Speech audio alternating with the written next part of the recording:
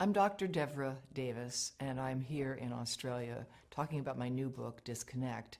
I'm an epidemiologist and a toxicologist, a fellow of the American College of Epidemiology and formerly the American College of Toxicology.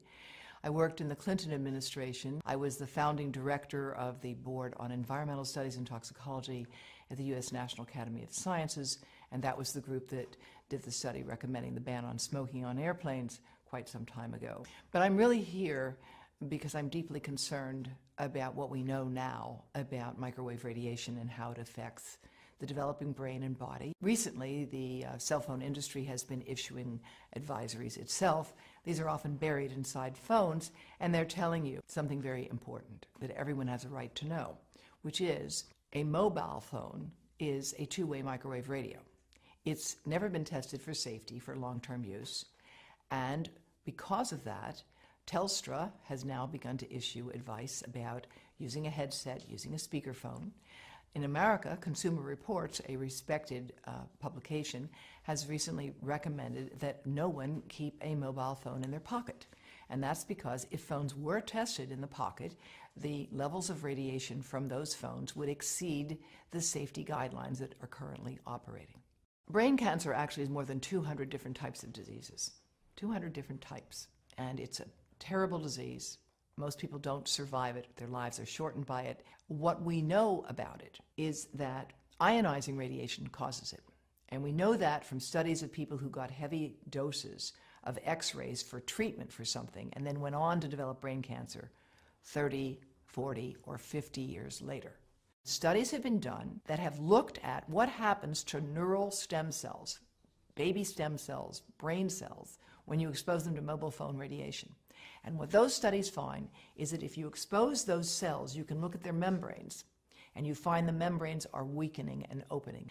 And all of these tests have experimentally indicated that mobile phone radiation can damage human brain cells, and it causes more damage to young human brain cells than to old human brain cells. Because when you put that phone here, your head is the antenna, and half of the radiation from the phone gets into you. That's the modeling work that we've done at Environmental Health Trust, which shows that a young brain will absorb the radiation almost all the way through the eye of a 3-year-old, and even an adult 34-year-old, it will still get into this part. And we are seeing effects of many different sorts as a consequence of this. Those who are on the front line of dealing with young children are deeply concerned about this at a professional level in the United States and around the world. In Israel, as well as France, as well as Belgium and Taiwan, there's an active government program to discourage the use of mobile devices by young children. There's a growing literature showing that prenatal exposure to mobile phone radiation causes serious defects in the offspring. Smaller brains, more brain damage, smaller livers, more liver damage, damage to skin cells as well.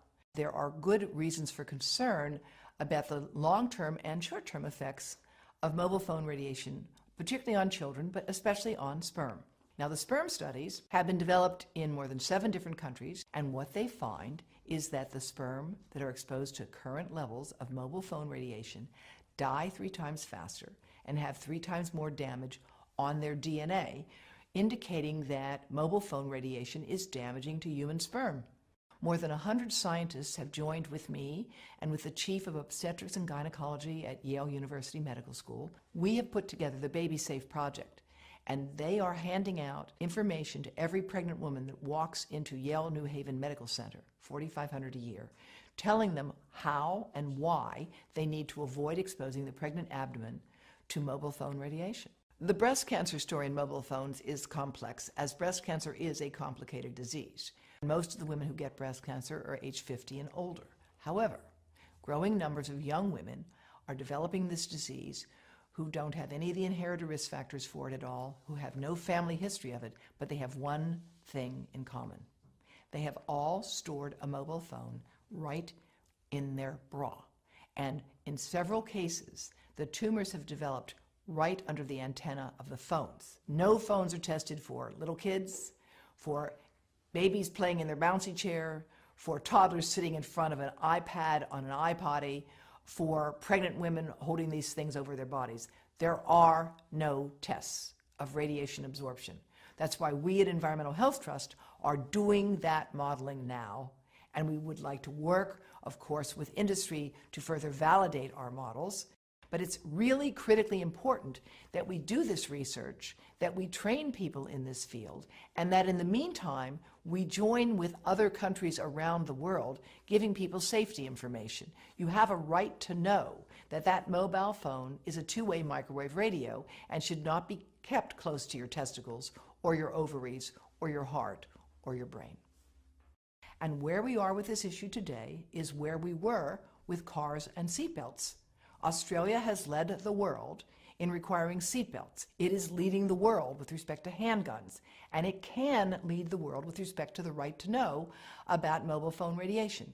I'm very proud that Dr. Charlie Teo has issued a call for Australia to implement its current laws. You don't need a new law here. You've got the laws you need. You just need to implement them to give people the right to know about mobile phone radiation. And again, I'm delighted that Telstra's taken the first step. I think Arpanza actually does have information on their website about how to reduce radiation by keeping your calls short and telling you how to use a headset and a speakerphone.